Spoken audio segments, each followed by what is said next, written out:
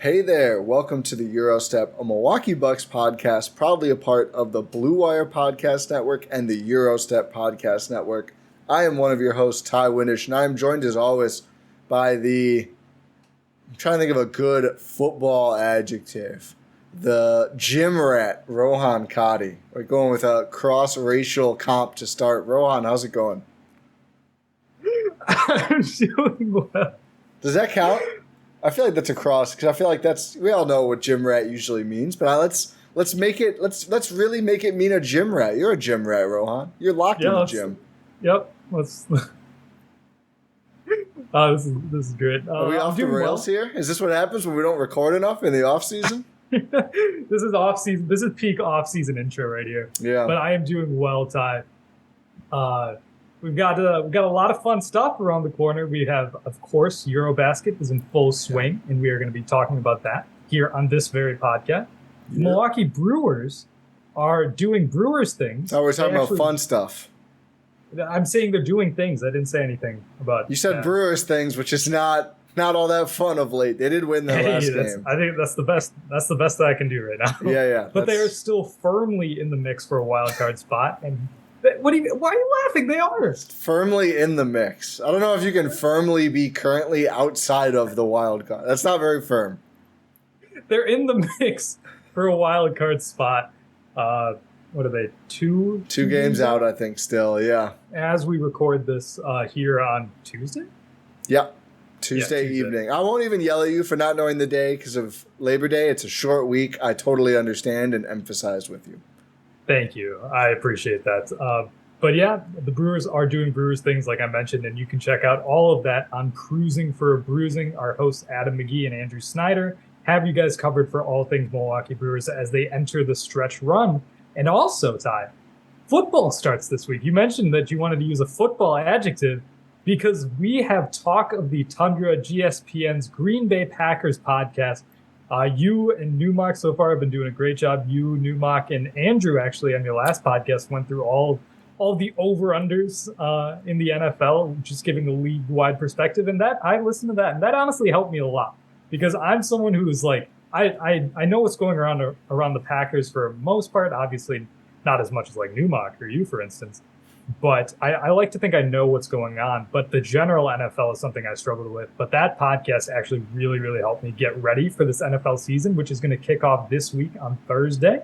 And the Packers do not play their first game until Sunday against the Minnesota Vikings. So make sure you check out Talk of the Tundra. Well, thank you. I'm glad that you thought so. But now that we got the plugs out of the way, you can head over to gspn.info, check out all of our content. Also, the pop culture side, Adam and Andrew talking about Lord of the Rings, The Rehearsal. A lot of great content there as well on Make Time for This.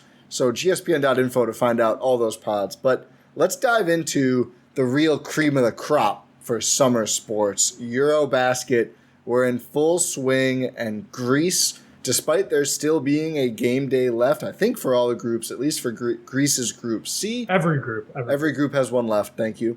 Greece has clinched the top spot by beating the undefeated earlier today, Ukraine, who really in the first half beat Greece. I mean, in the first half of the game, they were up, I think, 6 or 7 at halftime.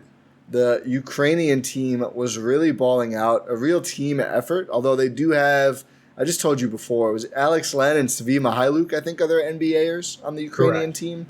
Also, that I remember now because they're the two players who came together to make a statement when the Ukraine was invaded. So shout out to those two playing for their home country right now and balling out at the aforementioned 3-0 record, now 3-1. Ukraine is on to the next round no matter what happens on the next game day for Group C.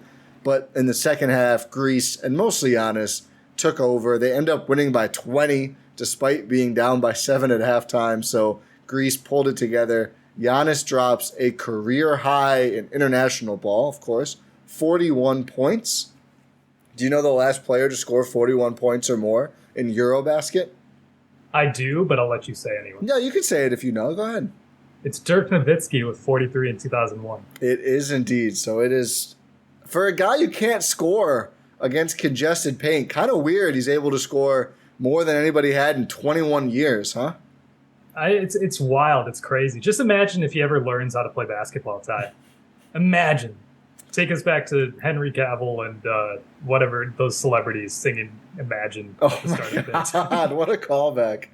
But as you mentioned, we have not recorded since any of these games were played. So Greece is now 4-0, and because the only team they're within a game of anymore is Ukraine, and they have the tiebreaker, they have clinched because really, I mean, outside of their breeze to a game against Great Britain without Giannis, Great Britain has been the worst team in this group by far. A couple of nail biters, man. I mean, I think we expected Greece to do well, and they have. But I don't know if, I don't know, we thought maybe they'd lose a game. They almost lost 2 games, and that's before the Ukraine one. They hold on 89-85 against Croatia, and also against Italy, where they win 85-81. Their first 2 games, Giannis plays both games of the back-to-back, which we did not see coming. He did not play against Great Britain, so that was the second back-to-back, so he'll only play 1 in EuroBasket, which is good. But Greece needed it, man, because this would have been an entirely different scenario now if they had lost one of those games. So what were your thoughts on really any of the games? But I think the most interesting ones are against Croatia and Italy here for Greece. It seemed a little too Bucksy for me. I know I've said erroneously in the past about how saying the Bucks instead of the Greek national team, but they looked like it. Like they had, especially like look at this Croatia game 1. At halftime, you have a 16-point lead. You blow it in the third quarter. Like at the end of the third quarter, it's an 8-point game, and they squeak out a 4-point victory against Croatia. And then you look at the game against. Real quick, guess what Giannis's plus minus was in the game? What was it? +4. He was the difference. He always is, Ty. Him and Tyler. That was the Tyler Dorsey game. He dropped 27. We'll have a Tyler Dorsey combo later, but he has on and off been hooping. But go ahead, Italy. And even in the game against Italy, you have a 7-point lead at halftime. You don't really put them away. You have a 14-point lead at the end of the third quarter. You just start to fumble it away. You let the teams get back in it. The Italy game was a little bit different than the Croatia game because in the fourth quarter, the Greek national team had sort of rested, like they pulled their starters, letting a lot of the bench guys get involved. And that allowed for Italy to start to go on a run. And then eventually it's like, okay, let's go finish this off. And it ends up being another 4-point victory for the Greek team. It seemed like this team was sort of still figuring out how to play together. Because we'd seen like in the warm-ups, the Acropolis tournament, the friendlies, and then World Cup qualifiers, this team was on and off. It struggled a bit. It struggled to find its identity. Obviously, when Giannis was in the game, everything was just like, okay, Giannis, go be Giannis. And that's like awesome. They're going to go win by a lot of points because Giannis is Giannis. Best player in the world, according to 2K. Hey, I snuck it in there, Ty. That's all we're talking about 2K today.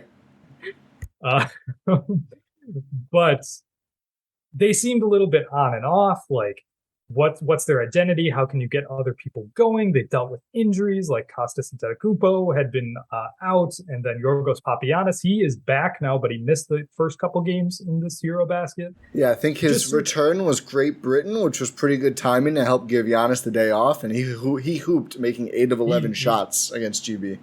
Oh yeah, he was great. He's so big, man. He is a massive human being. Like he takes up size and knows how to use the size. Like weaponize your size. But like what I was saying was this Greek team had struggled to really find an identity, and that came to a head in these first 2 games of EuroBasket. Like you can see the vision of how they have crisp passing, great defense. Like this is a very, very well coached team when it's firing on all cylinders. It is a great team. It is a massive upgrade in terms of coaching that we've seen in this Greek national team in years prior, where it was just absolute malpractice when you have a talent like Giannis and you just pound the ball by Nick Kalatis. I'm not going to get mad again. But you see... It's like, he's so good, but he's so frustrating. Kalatis. He is, but he's better. He's been better. But my general point is that this team's starting to figure it out. We've seen it in the Great Britain game without Giannis, and now we saw it in this game against Ukraine with Giannis. They know how to play with and without Giannis. They know how to play any style. They know how to defend. They know how to be a cohesive team.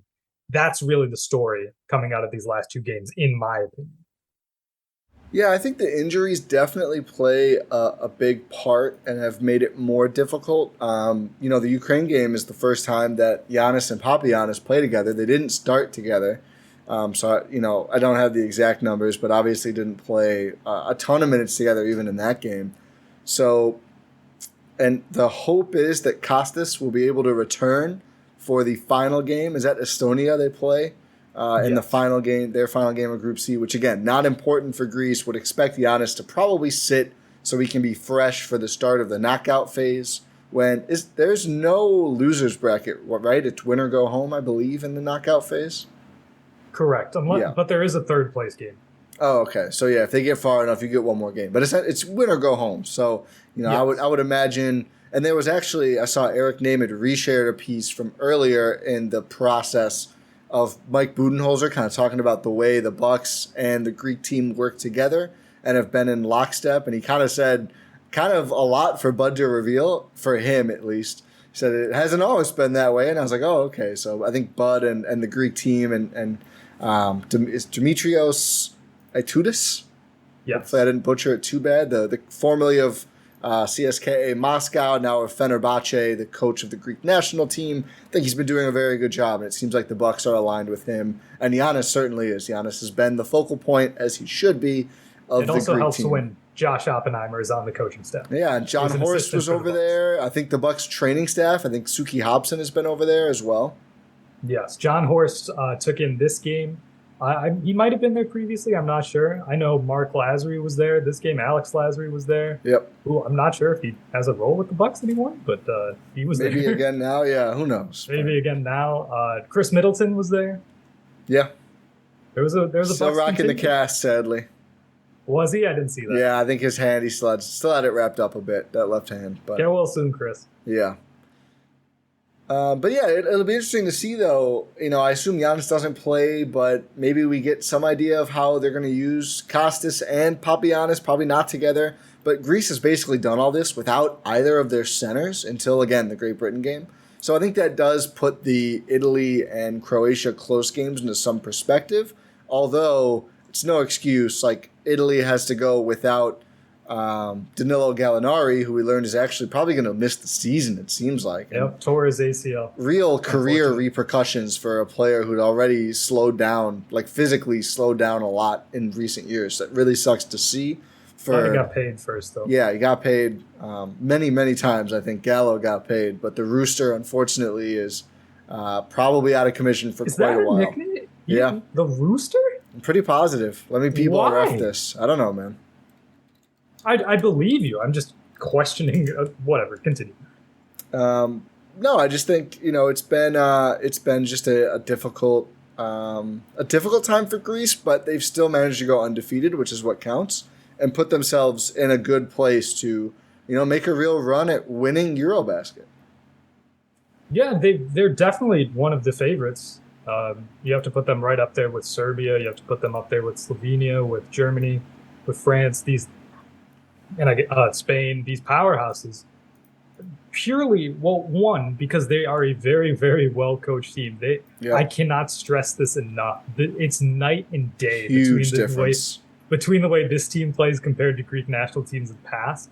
It's so good. It's so good. Toudis has done a fantastic job, and his staff, getting this team disciplined on both offense and defense. And of course, when you have the best player in the world, that also helps. Yeah. So combining those two factors definitely makes Greece a powerhouse. I think there's video of Coach Toudis talking to his team after the game about how there's now expectations for you. Like, you are expected to go very, very far in this tournament, and you have to be prepared for that. You cannot fall under the pressure of expectations. And I think that's a good way to go about it, because this team does have expectations. One, because Giannis is there. That's automatically going to have expectations. And two, you've been performing very, very well thus far. So yeah, like you said, this team is set up to be potentially in a road to gold. Yeah. I mean, for sure to medal, but to gold. 4 games to win to get there for Greece, not counting, again, the Estonia game, which doesn't seem like it matters at all at this point. So you got to win all 4. I mean, it's the difference between being paper champs and not. But if they and Serbia both end up winning, in which we are rooting for Serbia, because if Serbia wins, that'll put them on the other side of the bracket, and there's a solid shot Greece could see Slovenia on their side of the bracket. So would be pretty tough if you had to go through Slovenia and Serbia just to make the final, or maybe it would be one or the other, potentially both as well.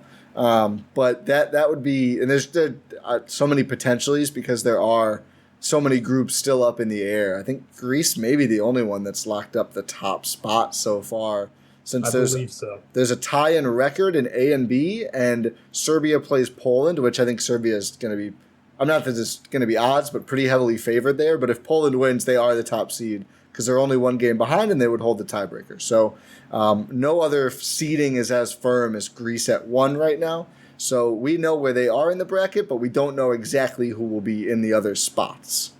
For sure. Should we go through potential matchups next? Yes, we should. So I've got it typed up when we went through it. Do you also?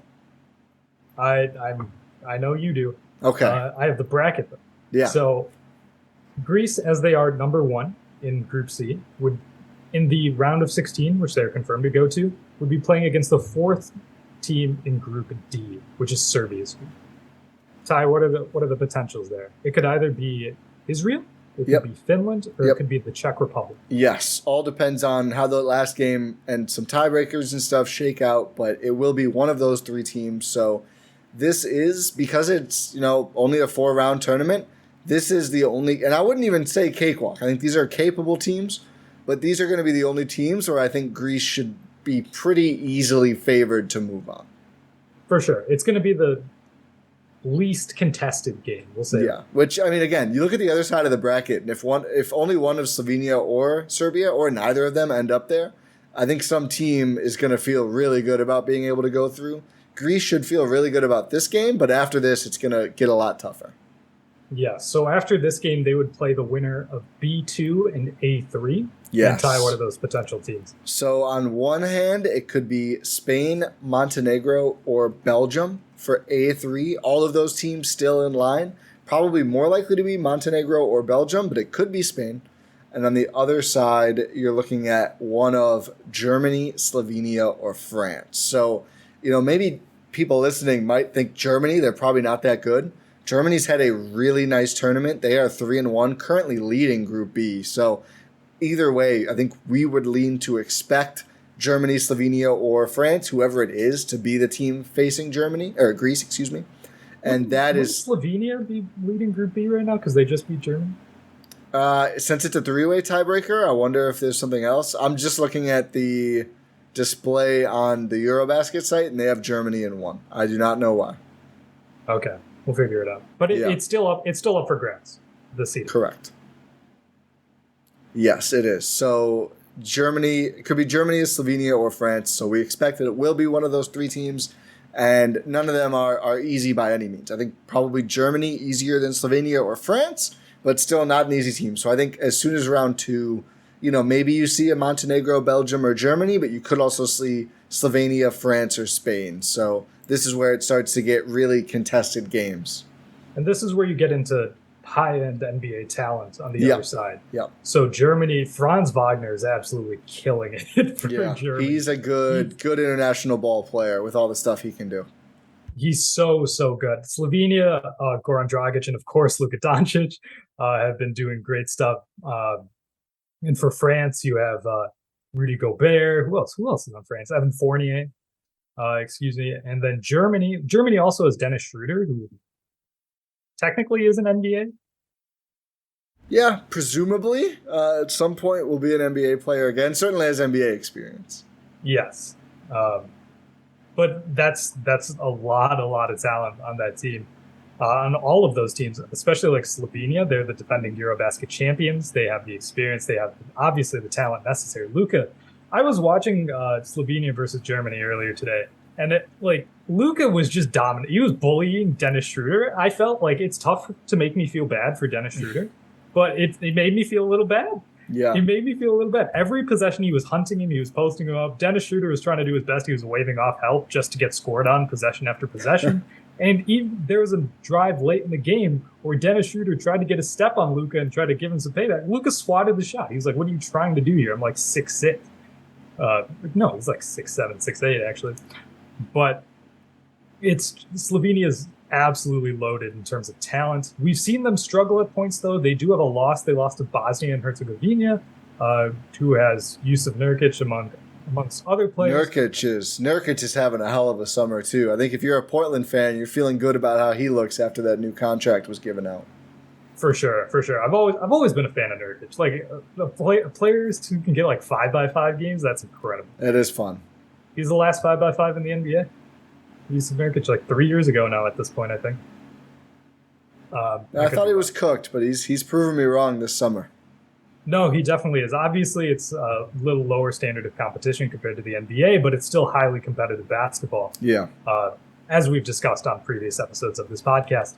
But just all of this is to say that the second round matchup for Greece is going to be tough to get there, obviously. But it's going to be very tough. You could see them losing. They could be potentially facing Slovenia. You could see Giannis versus Luka in round 2. Yeah. One of those two could potentially not even make it to the semifinals. Really just continuing the Greece team being Bucks Mediterranean, running into like the best player they're going to see in the second round. Very Bucks thing to do. Yes. And if we want to go further than that, semifinal. You could potentially see Serbia in there. Yep. Like you mentioned earlier, Ty, Serbia versus Poland on Wednesday is going to decide who is 1 and 2 in Group D. If Serbia wins, they're 1. If Poland wins, they're 1, and the other is 2. So if Serbia does lose that game, they are D2 and could make it to the semifinals. They would be on the same side of the bracket as Greece. Yep. And there is a potential path for Giannis and the Greek national team to have, get as much of a gimme as you can get in round 1. And then you have to face Luka, and then you have to face Jokic. That is a real possibility. Yeah, and even either via an upset or Serbia being on the other side of the bracket, the more likely teams, I believe it's A1, so one of Spain or Turkey, who have both been, are consistently good, especially Spain, and Turkey's been really nice this summer. I think their only loss this group was to Sandro Mamukelashvili's Georgia, who we'll touch on in a second.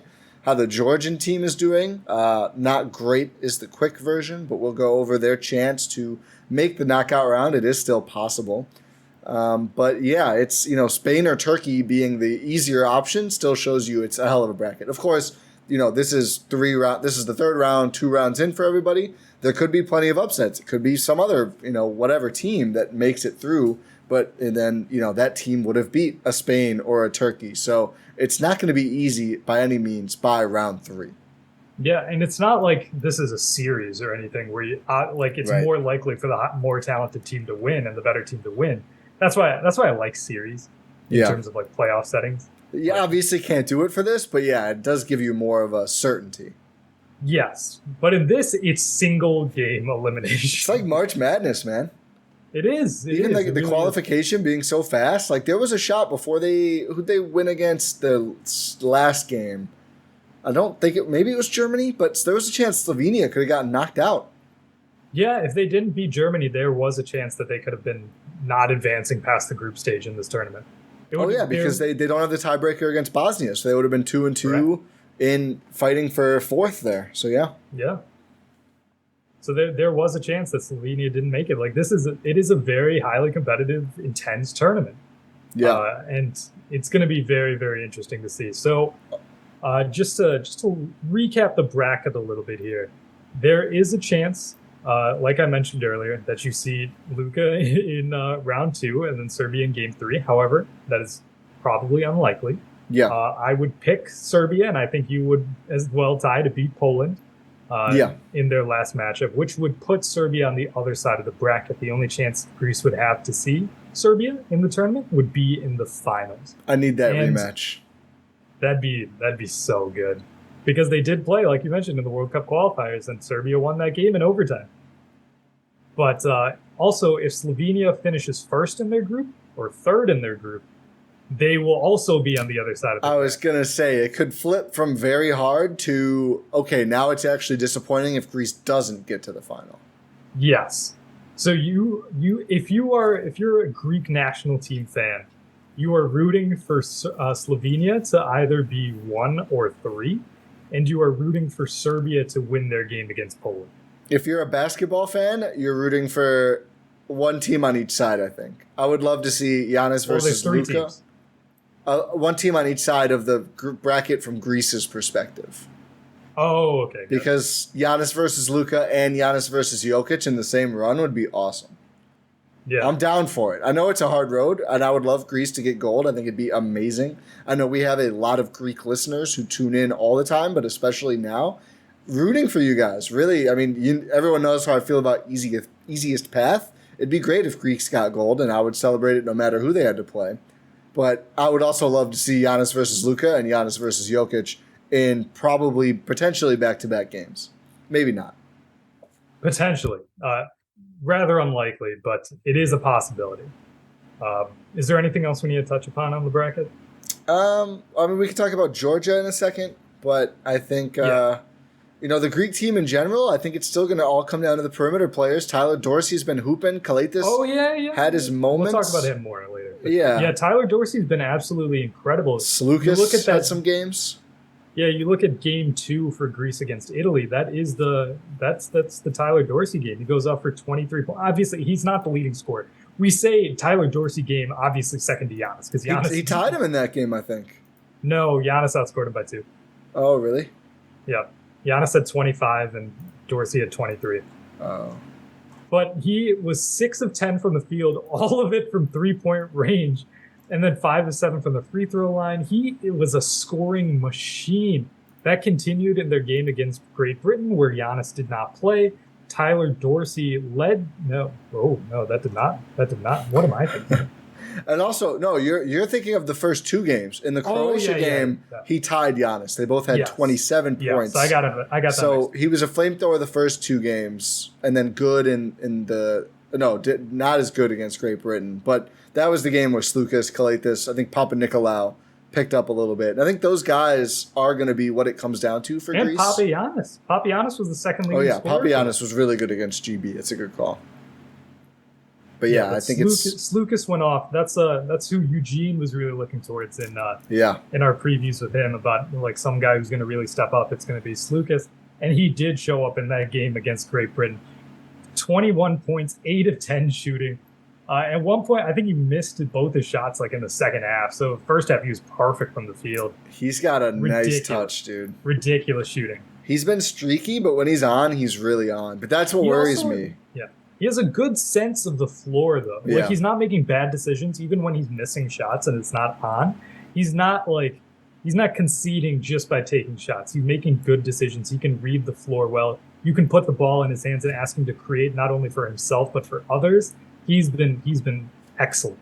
Yeah, agreed. But no, not too many other thoughts on Greece. I think I'm just really excited for the knockout phase because I think, it seems like for better and for worse, we're going to get pretty good games every time. Because even when Greece has been the better team, they have not made the games boring, which, again, not really a compliment, but it does help with watchability. So I think even the first game, I would guess, will be pretty competitive, even if Greece does end up winning pretty convincingly by the end. For sure. And we sort of expected the group stage to be a little more of not as entertaining, but it has been entertaining. Yeah. Which, again, good and a bad thing. Yeah, we get to see close games and we get to see Giannis dominate. Yeah. I will say, I think I feel good about the chances against either Slovenia or Serbia. Slovenia, just because Greece has been, I think, at least as good so far throughout the stage. And Serbia being able to have, hopefully, both of Kostas and Papagiannis, and the game being, I think it'll be at a neutral site, not in Belgrade, should make a huge difference in Greece-Serbia. I believe it's in Germany. That sounds right.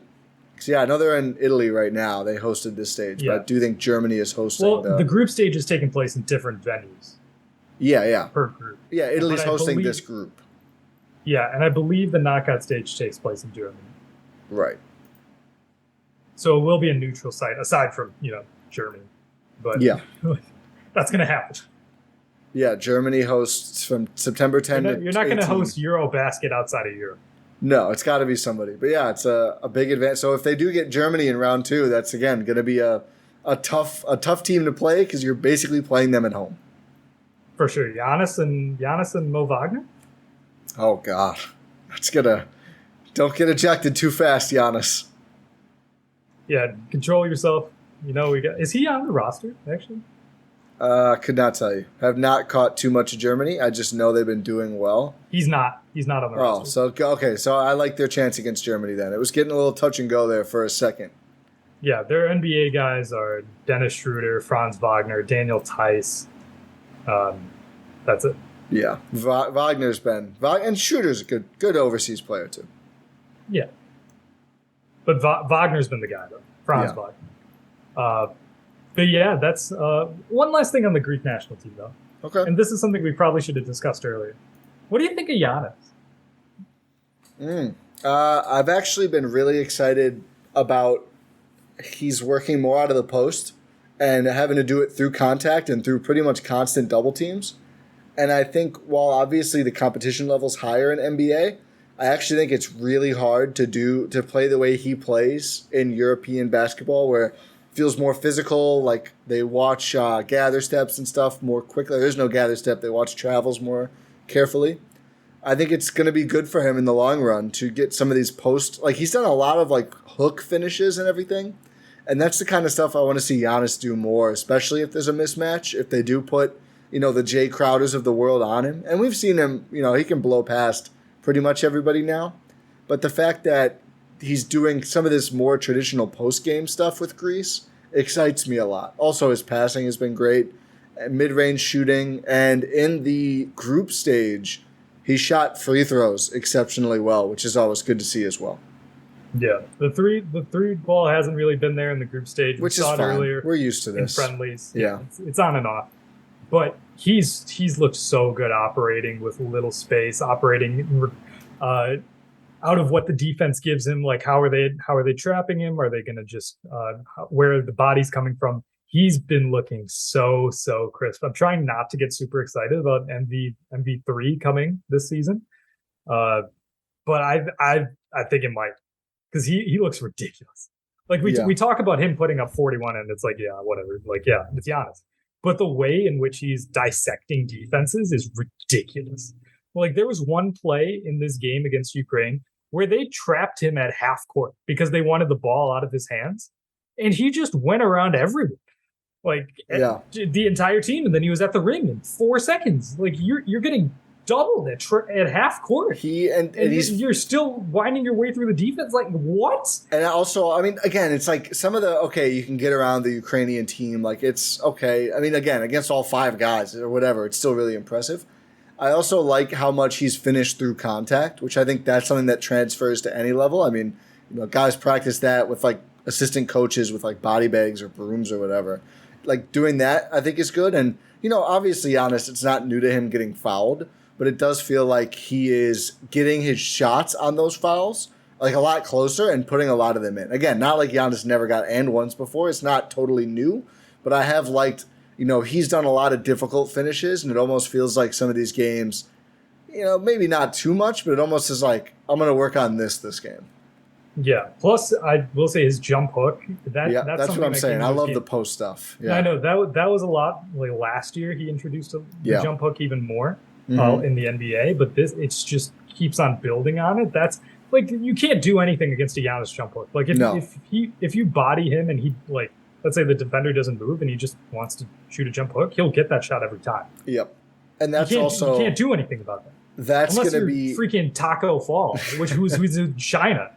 Like that is also going to be a very important shot for Giannis as he ages, and we're far from that now, but.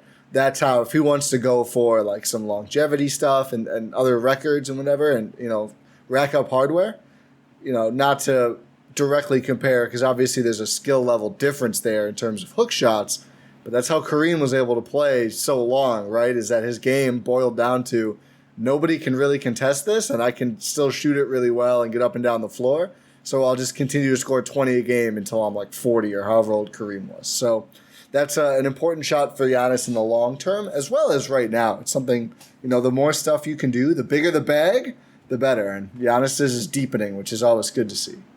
For sure. Also, his ability to find space off ball has been really, really nice. And the passes he's made in heavy traffic have been really good too. I would say. Yeah, he finds TA for a couple every game. They're just like, oh my god. Yeah, well, a lot of that is incorporated. Like he had a nice dump off to TA in the dunker spot. Yep. Like that. Yeah, that's straight out of the Bucks playbook. Yep. And those obviously because they're both on the roster. Yeah. It's a lot of fouls for TA in the group stage. He's trying his best, Ty. A lot of fouls for TA. Let him live. He's doing his best. Let's not do this. Did you see my comparison tweet? I did not.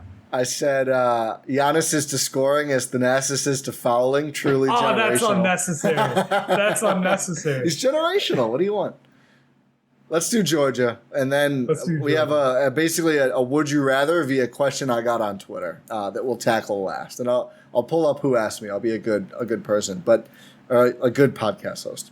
Well, good, responsible sourcing. But yeah, Georgia in a tough spot. Go ahead and talk about Georgia. So obviously, Giannis and Thanasis are not the only Bucks participating in EuroBasket. Sandro Mamukelashvili is he's playing for Georgia.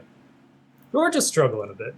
They are currently 1-3 in their group. However, they still do have a shot to make it to the knockout stage. If they beat Montenegro and Belgium beats Bulgaria, Georgia is fourth. That's the only way in. Exactly. There's one way. Shout out Dr. Strange. I would say it's up and down. It's mostly been down. For Georgia. So in game 1, they get so close to beating Belgium, they lose by 3 in overtime, where you have Mamu in this game playing 39 minutes and 40 seconds out of a possible 45 minutes in the game, drops 18 points at 7 of 10 shooting, including 5 of 7 from 3. 13 boards too. Ridiculous, yeah. 13 boards, 2 assists. Did have 4 fouls though. Only 3 turnovers, 2 blocks. He's a +2 in the game. Yeah. He was the only really guy who had it going, aside from McFadden for Georgia, who also had 17 on less efficient shooting. But it's clear the talent isn't really there for Georgia. But Mamu is starting to show out a little bit. Yeah, Shengelia has missed, I think, every game in the group stage, and Goga Batazde missed quite a few of them, most of them. So he missed 1.5. 1.5. But even with, I think, all of those guys, still there's a bit of a talent disparity. This is a pretty tough group. Probably the toughest top to bottom. Or probably second toughest top to bottom. Second toughest top to bottom. But you see, like, in their second game, they get absolutely blown out by Spain, 90-64. Yeah. Which is just like, oh my goodness. Mamu only plays 26 minutes. Not his best showing. 10 points on 12 shots. Just not really there for him. He does get 9 boards. And he doesn't have any fouls. But like you're just not seeing a massive impact from Mamu. Like this is the problem with Mamu. When it's on, it's on. When it's off, it's like, oh my goodness, what is going on here? Yeah. And then the third game was the money game for Mamu and Georgia so far. Yeah. They beat Turkey, which is a massive upset, 88-83 in overtime, double overtime, excuse me. Yeah. Where you have Mamu and Şengün just going at each other, back-to-back baskets, like in the end of regulation, end of OT. You end up with Mamu hitting the game-winning 3, what ends up being the game-winning 3 for Georgia. He misses 5 minutes and 12 seconds of this game. He plays 44 minutes and 48 seconds of this double overtime game, which is ridiculous. Put the team on his back, too. Absolutely did. Puts up 20 points on 17 shots. Gets 12 rebounds. Only has 1 assist, but he was doing all of the scoring. Yeah. And he was everywhere. Clutch shots. What are your thoughts on that? Let me go through the fourth game. They lost to Bulgaria by 12 points, which is a game you really should win, considering that Bulgaria was winless coming into this game. Yeah, they had to. That's a tough, especially with Goga back and playing well, led the team with 21 points. Yeah, and you have Mamu putting up 13 on 11 shots. Did have 11 boards and 6 assists, yeah. But it's just tough. He was getting blown out there on defense. It's so tough. That's the thing with Mamu is I think offensively he's an NBA player. Like I think he shoots well enough at this point, and you can see He's got the burst. He really jumps out on the offensive boards pretty often, even if defensive boards are up and down. He's a solid passer. He's a good ball handler. And what I like about him especially, and even on the Bucks specifically, is this is a guy who can take and knock down open threes, but if you close out hard, he is very comfortable putting the ball on the ground and getting to the rim, and he's able to do some stuff there. So I think offensively, his skill set is nice, and it's NBA level, but defensively is where he's kind of on an island. Really, I would say a 4.5. I don't think he's true center size. He's a little too short. He's 6'9", almost strong enough. I think he's pretty strong for an NBA that's really moved away from brute force in a lot of senses, but not the strongest guy.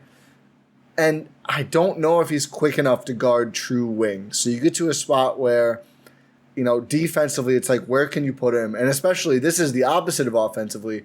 It's a harder fit with the Bucks because a lot of the time, I want to see Mamu and Giannis play together. I think after seeing the way he's played in a lot of these games, I want to see how it works. I want him to get real minutes with the real Bucks. It feels like we've really only seen him in Summer League, here with Georgia, or, okay, no one's playing. It's like you and Javonte Smart shooting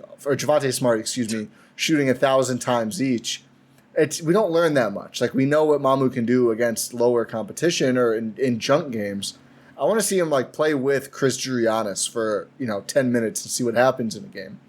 I want to see that in a couple games, not just once. But defensively, you'd probably want to put him a lot of the places you're already putting Giannis, because we know the Bucks like to put Giannis on. I'm trying to think of a good example. Somebody who you're like, yeah, he's kind of, you don't want to walk too far away, but if you're making a play, it's fine. PJ Tucker. Yeah, or even I'm trying to think of just wings Paul or Millsap. whatever. Paul Millsap, yeah. Davis Bertans sometimes. No, that one gets scary with Giannis. Yeah. But let's not do that one. Guys like that though, and I just you could always put Giannis somewhere else. DeAndre Hunter. Giannis can handle going on better guys, but your defense at least has been geared around Giannis taking those guys and then roaming. So Cam Reddish. Yeah, you can put anyone on Cam. Put me on Cam Reddish. No, that's not. Yeah. Also, can I kill the you know what the Cam Reddish trade request reminds me of? What? It reminds me of the Iman Shumpert trade request from the Cavaliers 5 years ago at this point. Bro, they're probably trying to trade you. I don't know why Bucks fans want him. It's true. He's not good. It's where is the hubbub over who is the Jarrett Culver? Because clearly it's just a draft stock thing. Cam Reddish stinks. He's not good. And if you want to, we want to develop a wing. You have a wing to develop in Marjon Beauchamp, who's probably right now better than Cam Reddish because, again, Cam Reddish is not good. I don't care about Cam Reddish. Exactly. People saw the scoring outburst in one game of the playoffs with the Hawks and were like, oh my goodness, this guy's a big deal. Well, maybe try to replicate that maybe over an entire game. Or how about a week? Give it a week. Do it 2 games in a row, Cam. It's just a red flag that I think the Knicks will, and the Hawks already gave up on him. Teams do that. Teams do that for a reason. The Hawks had 3 young wings to choose between, and Reddish was the first one they got rid of. Yeah, it's not a good sign. No, just they're probably trying to trade you already, Cam. You didn't need to request it. Yeah. But yeah, back to Mamu. The problem with Mamu, in my opinion, is that he is a 3 on offense and a 5 on defense, and that doesn't work. I think it would almost work better if he was a 5 on defense, a true 5. I'm not sure if he is. He's a 4 or 5 on defense. I think he's a 4.5, and not in a good way. He's not a 4/5. I think Giannis is a 4/5 / everything. You can ask Giannis to do almost anything. Giannis is a 2 through 5 on defense. Yeah, but Mamu is I just don't know, and I think honestly it's more likely that he ends up a 4 than a 5 based on what the Bucks asked their 5s to do. But I want to see it now. I want to see him play with the real players more because he's impressed me that much, which is going into the season, I was like, we'll see if he does something really crazy with the herd or whatever. Now I'm like, no, I would like them to actively show me tape of Mamu with starters just to see how it looks. Because I do think he's flashed enough that I say maybe there is something really, really interesting here. Which I think the talent's clearly there. Yeah. It's clearly there. It's abundantly clear it's there. But this has been my stance on Mamu for as long as he's been a Buck. It's just, I don't see it in Milwaukee. I'm not sure anymore. I mean, I think if he's good enough, you could figure it out. I don't see it with Giannis. I think you could. I think especially if we're in a post-Brook Lopez world in a year or two. That's and fair. you have some big minutes opening. If you have Giannis playing the 5, then Mamu can play. Yeah. Or Bobby. One of the two needs to play more 5. I think it's Giannis more. Yeah, I think it probably is too, but whatever. Bobby Mamu with front court scares me. Well, yeah, I wouldn't that you wouldn't work the rotation that way, that's for sure. But I think he's impressed me enough that I want to see more. True. I want to see it as well. I want to see what you've got. I didn't care that I wasn't as motivated to see more previously. But he's been really good with Georgia. Yeah. The way he's been showing out and putting up points like in these type of competitions, absolutely, you have to see what you've got. Give it a shot. Yeah. Okay. Ty, let's bring up the question. Who asked you the question, Ty? Jacob_Abdul, Jake, on Twitter. I was tweeting, so John Horst went to the game, and I said Horst had to get out there to see Dorsey in person, because of course we have been advocating for the Bucks acquire Tyler Dorsey challenge, which he is currently a two-way player with the Dallas Mavericks. And Jacob_Abdul, Jake, says, so if the Mavs say they will trade him but for Mamu, would you do it if you were Horst? And if I didn't have any updated info on Mamu this summer, but I saw Dorsey play, I would have said yes. My response was no, but Dorsey is a much better fit on the Bucks than Mamu, in my opinion. But I wouldn't after what Mamu has done this summer, because I think Dorsey has flashed that he can be a good complementary player around Giannis, which is valuable. Mamu has flashed that he can carry a team against real competition, which is what he did against Turkey, and they won that game against Şengün, Cedi Osman, Shane Larkin, a lot of NBA players, a good team in EuroBasket. For some reason, my Twitter timeline is full of Şengün highlights, and I don't know what I'm doing wrong. It's the nerds. The nerds are just obsessed with Şengün. Mamu better. No, but it's just like all the recommended videos are, look at what Şengün's doing. Like, what did I do? There's a Şengün hive, and now there's the Hoopers hate him now. Of course. Isn't that Alperen Şengün becoming divisive really shows us the state of discourse where nothing can just exist. There's got to be two sides that make everything polar. Alperen Şengün being polarizing is disgusting. A disgusting indictment of our time. We really need NBA basketball.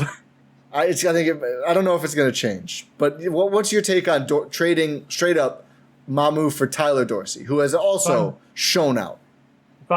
If I'm John Horst, I say yes right away. Yeah. Right away, I say yes to that trade. And you gave me the rationale. Like, you said my reason. Yeah.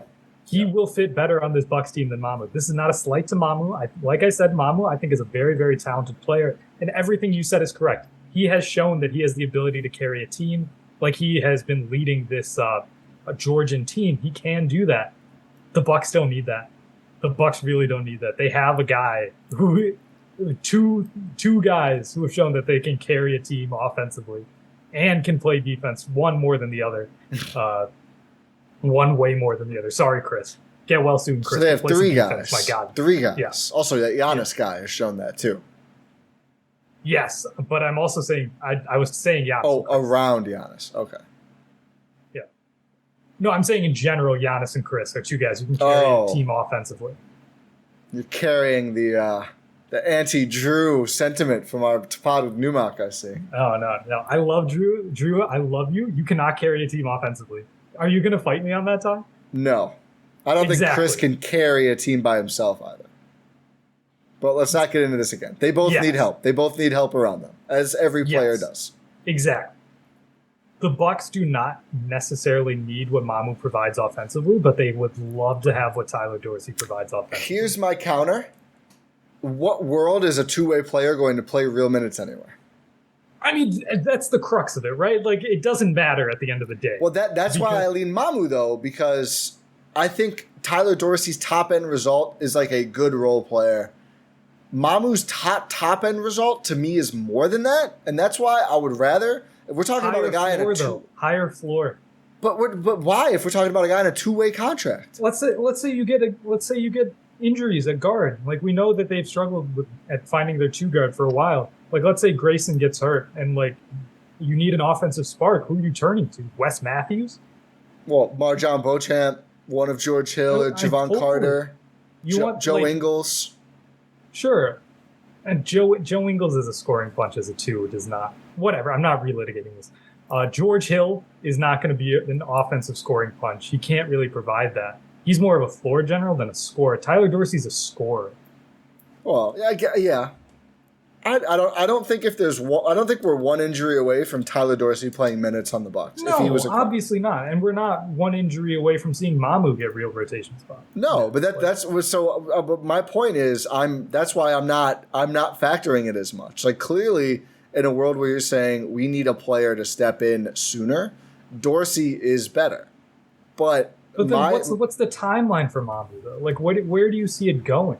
Like next year, 2 years from now, as the core around Giannis ages, and you just need more good players to step in and provide a spark, provide value, production. And you don't think Tyler Dorsey can do that? I think Mamu's ceiling is higher. That's fair. That's entirely my thing is with this two-way spot. And I certainly see the argument for develop Tyler Dorsey, who's just 26 years old, and get him going. Mamu's 23. It's not that much of a difference, although it is a difference in age. But you could, maybe next year, maybe 2 years, maybe let's say next year for Dorsey, maybe he can step in and be like where Javon is now in the rotation if George Hill is gone.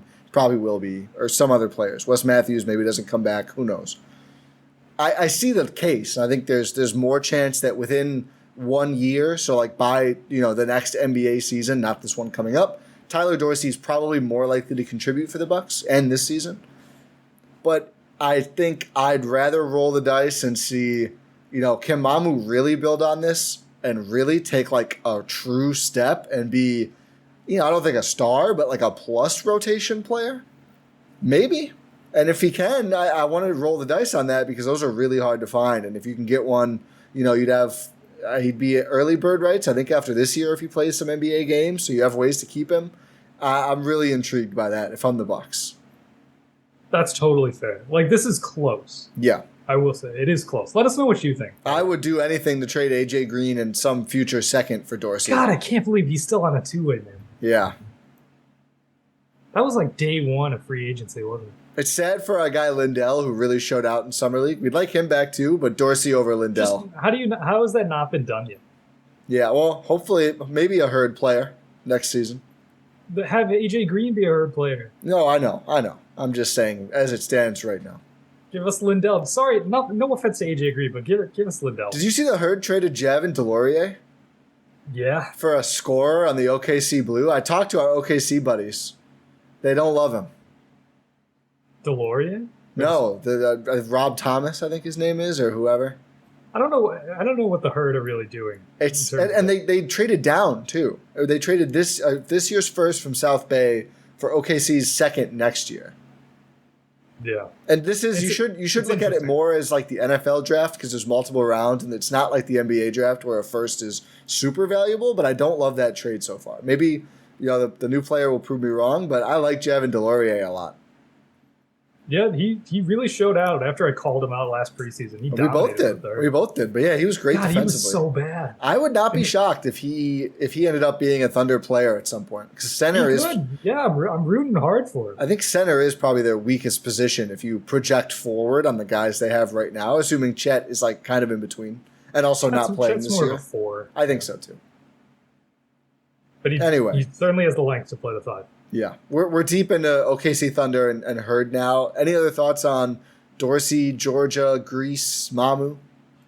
It's fun. I like it. Yeah, This is a lot of fingers fun. crossed that Georgia makes it in. I don't know how deep they'd be able to go, but that'd be fun to see more Mamu this summer because he's really, really, really impressed, I think, in his time with Georgia. No, it'd be great if he is. If Georgia does make it, what group are they in? They are in Group A. They would be A4, and they would play B1. So, yeah, it gets tough right away. The group of death. They would probably see an exit in round 1. Yeah. Like, it's either Serbia or Poland, right?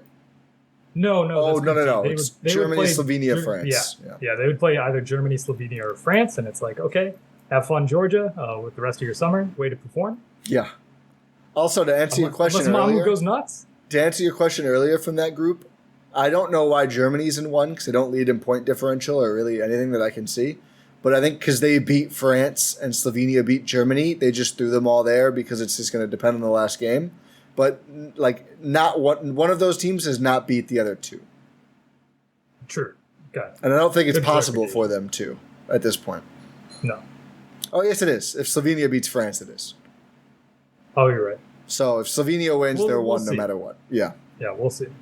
It's going to be exciting, though. The rest of EuroBasket continues. Also, we didn't mention this, ESPN Plus. Yeah, all the games. It's been good. It's been a good streaming experience for me. I've had like no issues at all, no lag. Same. So it's like $10 for the month, I think. $10? Yeah. $10 for a month. I got it. I canceled it right away. So go back and read some Zach Lowe, watch some detail while you've got it. Some neat NBA content behind the paywall. For sure. Maybe I'll keep it. We'll see how. I'm not going to endorse Disney. Who cares? Yeah. They'll be fine without our. They'll be fine. They can pay us if they want us. Pay us, and then I'll talk more about you, Disney. Yeah. But yeah, that's all we have here, isn't it, Ty? Yeah, it is.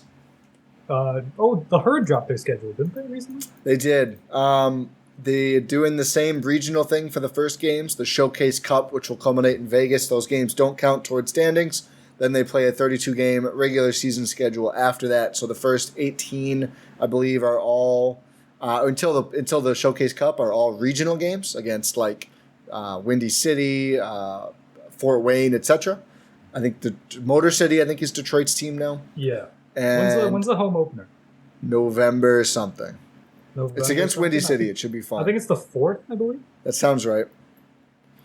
I think I'm going to try my best to be there. Rohan's going to be at the home opener. Breaking news. I hopefully will. Yes. It's wedding season for me this fall, so I'm going to have some scattershot availability early, but I'm hoping I'll be at that game. It's a Friday. They don't play the Ignite team this week, which is not fun. No. This year they don't? This year. Yeah, sorry. Definitely not this week, but not this year. But they got them last year, so.